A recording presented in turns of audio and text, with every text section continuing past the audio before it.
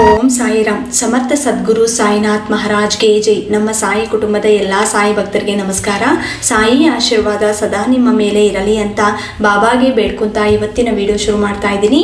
ಇವತ್ತಿನ ವಿಡಿಯೋದಲ್ಲಿ ಸಾಯಿಯಪ್ಪ ಏನು ಹೇಳ್ತಾ ಇದ್ದಾರೆ ಅಂದರೆ, ಈ ಅಮಾವಾಸ್ಯೆ ಬರೋ ಸೋಮವಾರ ನಮಗೆ ಅಮಾವಾಸ್ಯೆ ಬರ್ತಾ ಇದೆ, ನಿಮ್ಮ ಮನೆಗೆ ಬೆಳಕು ಕೊಡುತ್ತೆ.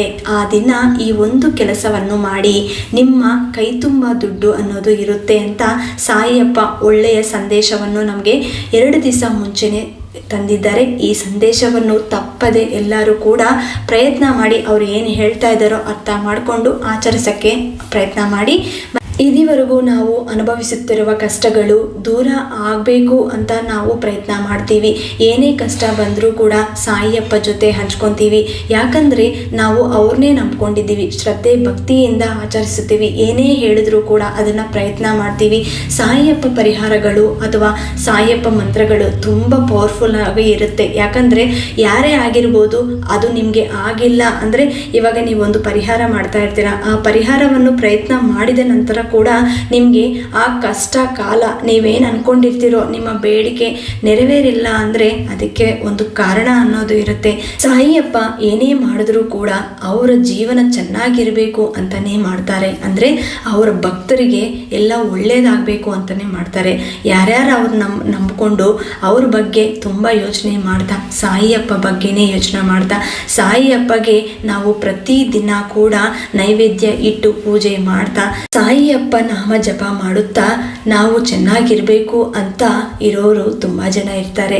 ಆದರೆ ಕಷ್ಟಗಳು ಮಾತ್ರ ದೂರ ಆಗಲ್ಲ. ಏನೇ ಪ್ರಯತ್ನ ಮಾಡಿದ್ರೂ ಕೂಡ ನಮ್ಮ ಕಷ್ಟಗಳನ್ನೋದು ಹಂಗೆ ಇರುತ್ತೆ. ಏನಕ್ಕೆ ಇರುತ್ತೋ ಅಂತ ಗೊತ್ತಾಗಲ್ಲ. ಒಂದೊಂದು ಟೈಮು ದೇವ್ರ ಮೇಲೇನೆ ನಾವು ನಂಬಿಕೆ ಅನ್ನೋದು ಕಳ್ಕೊತೀವಿ. ಏನಕ್ಕೆ ಅಂದರೆ ನಮಗಿರೋ ಕಷ್ಟಗಳು ನೋಡಿ ನೋಡಿ ನಮಗೆ ಬೇಜಾರಾಗಿ ಯಾರ್ಯಾರು ಏನೇನು ಹೇಳ್ತಾರೋ ಅದನ್ನೆಲ್ಲ ಕೂಡ ನಾವು ಆಚರಣೆ ಮಾಡಿ ಆದರೂ ಕೂಡ ಪ್ರಯೋಜನ ಸಿಕ್ಕಿಲ್ಲ ಅಂದರೆ ಬೇಜಾರಾಗುತ್ತೆ. ಬಟ್ ನೀವು ಒಂದು ಅರ್ಥ ಮಾಡ್ಕೋಬೇಕು, ನಾವೇನೇ ಪ್ರಯತ್ನ ಮಾಡಿದ್ರೂ ಕೂಡ ನಾವು ಹೆಂಗಿದ್ದೀವಿ, ನಾವು ನಮ್ಮ ಜೀವನದಲ್ಲಿ ಚೆನ್ನಾಗಿದ್ದೀವ ಅಂದರೆ ಸಂತೋಷವಾಗಿ ಇರೋದಂತ ಅಲ್ಲ, ನಿಮ್ಮ ಮನಸ್ಸು ಯಾವ ಥರ ಇದೆ, ನೀವು ಒಬ್ಬರ ಬಗ್ಗೆ ಯಾವ ಥರ ಯೋಚನೆ ಮಾಡ್ತೀರಾ.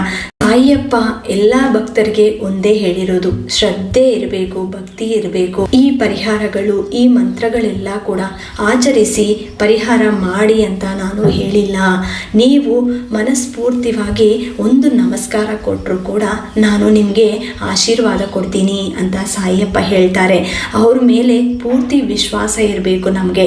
ಯಾಕಂದರೆ ಪೂರ್ತಿ ವಿಶ್ವಾಸ ಇಟ್ಕೊಂಡು ಅವರ ನಾಮಸ್ಮರಣೆ ಮಾಡಿದ್ರೆ ಸಾಕು, ನಮ್ಮ ಜೀವನನೇ ಬದಲಾವಣೆ ಆಗುತ್ತೆ. ಮೊದಲು ಒಂದು ರಿಲೇಷನ್ ಬೆಳಿಬೇಕು ಅಂದರೆ ಅವ್ರ ಮಧ್ಯೆ ನಮಗೆ ನಂಬಿಕೆ ಅನ್ನೋದು ಬೆಳಿಬೇಕು. ಅದೇ ಥರ ದೇವ್ರ ಮೇಲೆ ಕೂಡ ನಮಗೆ ನಂಬಿಕೆ ಅನ್ನೋದು ಇರಬೇಕು. ಆ ಥರ ಇಟ್ಕೊಂಡ್ರೇ ನಮಗೆ ಎಲ್ಲ ಒಳ್ಳೆಯದಾಗತ್ತೆ.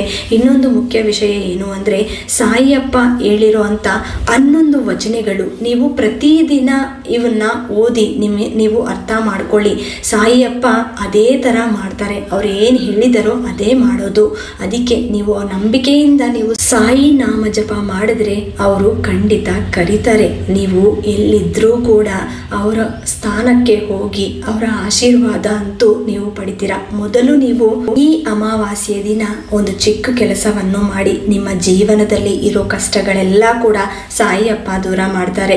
ಮೊದಲು ನೀವೇನು ಮಾಡಬೇಕು ಅಂದರೆ, ಅಮಾವಾಸ್ಯೆ ದಿನ ಅಥವಾ ಅಮಾವಾಸ್ಯೆ ಯಾವಾಗ ಸ್ಟಾರ್ಟ್ ಆಗುತ್ತೋ ಆ ಸಮಯದಲ್ಲಿ ಕೂಡ ನೀವು ಇದನ್ನು ಮಾಡ್ಬೋದು. ರಾತ್ರಿಯಲ್ಲಿ ನೀವು ಮಾಡಿದ್ರೆ ಬೇಗ ನಿಮಗೆ ರಿಸಲ್ಟ್ ಅನ್ನೋದು ಸಿಗತ್ತೆ.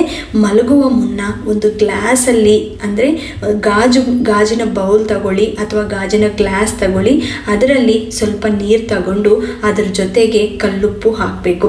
2 ಸ್ಪೂನ್ ಕಲ್ಲುಪ್ಪು ಹಾಕಿ ಅದನ್ನು ನೀವು ಎಲ್ಲೆಲ್ಲಿ ಇಡಬೇಕು ಅಂತ ಹೇಳ್ತೀನಿ. ಇವಾಗ ನೀವು ಅದನ್ನು ಅರ್ಥ ಮಾಡ್ಕೊಳ್ಳಿ. ಮೊದಲು ನೀವು ಆ ಗ್ಲಾಸ್ನ ಕೈಯಲ್ಲಿ ತಗೊಂಡು ದೇವ್ರ ಮನೆಯಲ್ಲಿ ಕುತ್ಕೊಂಡು ಸ್ವಲ್ಪ ಹೊತ್ತು ಸಾಯಿ ನಾಮಸ್ಮರಣೆ ಮಾಡಿ, ಆಮೇಲೆ ಇನ್ನೂ ಏನಾದರೂ ಸಾಯಿ ಶತನಾಮಾವಳಿ ಓದ್ಕೋಬೇಕು ಅಂದರೆ ಅಥವಾ ಸಾಯಿ ಸಚ್ಚರಿತ್ರ ಅಧ್ಯಾಯ ಮುಗಿಸ್ಬೇಕು ಅಂತ ನಿಮ್ಗೇನಾದರೂ ಇದ್ದರೆ ಆ ಥರ ಸಾಯಿ ಜಪ ಮಾಡಿ, ಆಮೇಲೆ ಆ ಗ್ಲಾಸ್ನ ತಗೊಂಡು ಹೋಗಿ ಮೂಲೆಗೂ ಸುತ್ಕೊಳ್ತಾ ನಿಮ್ಮ ಮನೆಯಲ್ಲಿ ಇರುವಂಥ ನಕಾರಾತ್ಮಕ ಶಕ್ತಿ ಅಂದರೆ ನೆಗೆಟಿವ್ ಎನರ್ಜಿ ಅನ್ನೋದು ಏನಾದರೂ ಇದ್ದರೆ ಅದು ಓಡೋಗುತ್ತೆ. ಎಲ್ಲ ಮೂಲೆಗೂ ಆ ಗ್ಲಾಸ್ನ ಎತ್ಕೊಂಡು ಸುತ್ತಬೇಕು. ಇದು ಯಾವ ಸಮಯದಲ್ಲಿ ಮಾಡಬೇಕಂದ್ರೆ, ಒಂದು ಬೆಳಗಿನ ಜಾವ ಮಾಡಬೇಕು ಅಥವಾ ರಾತ್ರಿ ಎಲ್ಲರೂ ಮಲಗಿದ ಮೇಲೆ ನೀವು ಈ ಕೆಲಸವನ್ನು ಮಾಡಬೇಕು. ಈ ಥರ ಮಾಡಿ ನಿಮಗೆ ತುಂಬ ಒಳ್ಳೆಯದಾಗತ್ತೆ. ಬೇಗ ನಿಮ್ಮ ಮನೆಯಲ್ಲಿರೋ ಕಷ್ಟಗಳೆಲ್ಲ ಕೂಡ ದೂರ ಆಗುತ್ತೆ. ಇದನ್ನು ಆ ಗ್ಲಾಸ್ನ ತಗೊಂಡು ನೀವು ಮನೆ ರೂಮ್ಗೆ ಸುತ್ತಬೇಕು. ನಂತರ ಅದನ್ನು ಎಲ್ಲಿಡಬೇಕು ಅಂತ ಹೇಳ್ತೀನಿ. ನಿಮ್ಮ ಮನೆ ಮೇನ್ ಡೋರ್ ಇರುತ್ತಲ್ವ, ಅದರ ಹಿಂದ್ಗಡೆ ನೀವು ಇಡಬೇಕು. ಇದನ್ನು ಈ ಥರ ರಾತ್ರಿ ಹೊತ್ತು ಫುಲ್ ಡೇ ಇಟ್ಬಿಟ್ಟು ಬೆಳಿಗ್ಗೆ ಎದ್ದಿದ ತಕ್ಷಣ ಆ ಗ್ಲಾಸಲ್ಲಿರುವಂಥ ನೀರನ್ನ ನೀವು ತುಳಸಿ ಗಿಡಗೆ ಅಥವಾ ಎಲ್ಲಾದರೂ ಯಾರು ತುಳಿಬಾರ್ದು ಅಂಥ ಜಾಗದಲ್ಲಿ ಬಿಸಾಕಬೇಕು. ಅಥವಾ ಇದೆಲ್ಲ ಆಗಲ್ಲ ಅಂದರೆ ಶಿಂಕಲ್ಲಿ ಕೂಡ ನೀವು ಆ ನೀರನ್ನ ಹಾಕ್ಬೋದು. ಈ ಥರ ಪ್ರಯತ್ನ ಮಾಡಿ. ಇದು ಯಾವಾಗ ಮಾಡಬೇಕು ಅಂತ ಹೇಳ್ತೀನಿ. ಅಮಾವಾಸ್ಯ ದಿನ ನೀವು ಪ್ರಯತ್ನ ಮಾಡ್ಬೋದು. ಆಮೇಲೆ ಒಂದು ನಿಂಬೆಹಣ್ಣು ತಗೊಂಡು ಅದನ್ನು ಕಟ್ ಮಾಡಿಬಿಟ್ಟು ಅರ್ಶಿನ ಕುಂಕುಮ ಹಚ್ಚಿ ನಿಮ್ಮ ಮನೆ ಮೇನ್ ಡೋರ್ಗೆ ಆ ಕಡೆ ಈ ಕಡೆ ಇಟ್ಬಿಟ್ಟು ಆ ಅಮಾವಾಸ್ಯ ದಿನ ನಿಮ್ಗೆ ಏನಾದರೂ ತೊಂದರೆಗಳಿದ್ರೆ ಅವತ್ತು ಸಾಯಂಕಾಲ ಒಂದು ಕರ್ಪೂರ ಹಚ್ಚಿ ಪೂಜೆ ಮಾಡಿ ಕರ್ಪೂರ ಹಾರತಿ ನಿಮ್ಮ ಮೇನ್ ಡೋರ್ಗೆ ಕೊಡಬೇಕು, ಹಾರತಿ ಕೊಡಬೇಕು.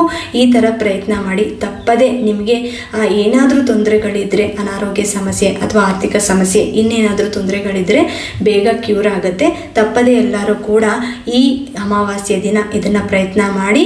ನೀವು ವಿಳೆದೆಲೆಯಲ್ಲಿ ಕರ್ಪೂರ ಹಚ್ಚಿಬಿಟ್ಟು ಈ ಪ್ರಯತ್ನವನ್ನು ಮಾಡ್ಬೋದು. ಮತ್ತೆ ಈ ವಿಡಿಯೋ ಇಷ್ಟ ಆಯಿತು ಅಂದರೆ ಎಲ್ಲರಿಗೂ ಶೇರ್ ಮಾಡಿ, ಲೈಕ್ ಮಾಡಿ. ಹೊಸದಾಗಿ ನಮ್ಮ ಚಾನಲ್ನ ವೀಕ್ಷಿಸುತ್ತಿದ್ದವರು ದಯವಿಟ್ಟು ಸಬ್ಸ್ಕ್ರೈಬ್ ಮಾಡಿಕೊಂಡು ಸಪೋರ್ಟ್ ಮಾಡಿ. ಮತ್ತೆ ಇನ್ನೊಂದು ವಿಡಿಯೋದಲ್ಲಿ ಭೇಟಿ ಆಗ್ತೀನಿ. ಅಲ್ಲಿವರೆಗೂ ನಮಸ್ಕಾರ. ಸರ್ವೇ ಜನ ಸುಖಿನೋ ಭವಂತು. ಜೈ ಸಾಯಿರಾಮ್.